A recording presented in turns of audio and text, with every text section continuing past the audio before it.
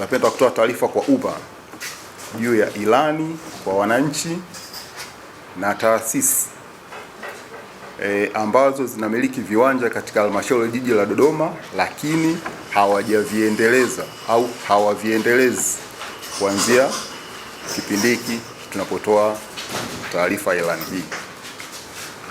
Halmashauri ya jiji la Dodoma inapenda kuwataarifu wananchi wote na taasisi zote ambazo zinamiliki viwanja katika au ndani ya halmashauri ya jiji la Dodoma kuwa wanatakiwa kuendeleza viwanja hivyo kwa mujibu wa sheria ya ardhi namba 4 ya mwaka 1999 hasa ile sura 113.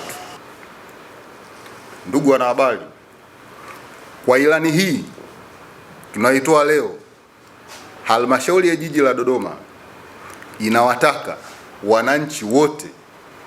Halmashauri ya jiji la Dodoma inazitaka taasisi zote za umma na binafsi ndani ya jiji la Dodoma kuendeleza viwanja au maeneo waliopewa kwa mujibu wa sheria. Kutokufanya hivyo maana yake ni nini?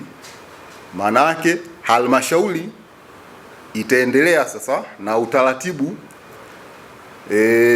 wa kufuta zile miliki hizo ambazo hazijaendelezwa kwa muda mrefu kwa mujibu wa sheria.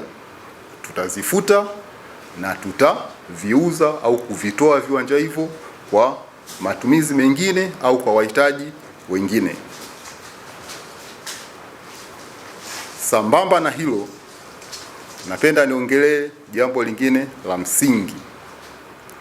Kumekuwa na tabia ya baadhi ya watu ambao wanamiliki aidha viwanja kihalali au hata ambao wamiliki viwanja kihalali kuanza ujenzi kinyume na taratibu. Kwa yeyote katika jiji la Dodoma atakayekutwa au anayekutwa akifanya maendelezo ya kudumu ya ujenzi wa majengo au kitu chochote kile bila kuwa na kibali cha ujenzi, huyo anafanya kosa kwa mujibu wa sheria, na halmashauri itaendelea na zoezi la ubomoaji wa ukiukaji huo wa sheria. Hapa naomba nirudie, halmashauri itaendelea na ubomoaji wa maendelezo hayo kwa mujibu wa sheria.